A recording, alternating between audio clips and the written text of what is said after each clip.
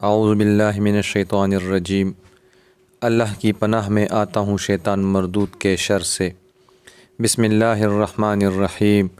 شروع اللہ کے نام سے جو بڑا مہربان نہایت رحم والا ہے۔ نبی کریم صلی اللہ علیہ وآلہ وسلم نے ارشاد فرمایا، جب پڑھنے والا آمین کہے تو تم بھی آمین کہو، کیونکہ اس وقت ملائکہ بھی آمین کہتے ہیں، اور جس کی آمین ملائکہ کی آمین کے ساتھ ہوتی ہے اس کے پچھلے گناہ معاف کر دیے جاتے ہیں۔ صحیح بخاری 6402۔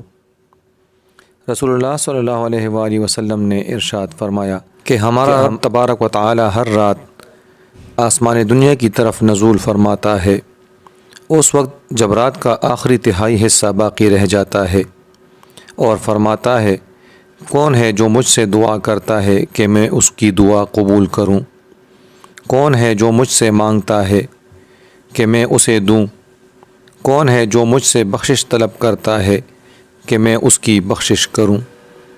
صحیح بخاری 6321۔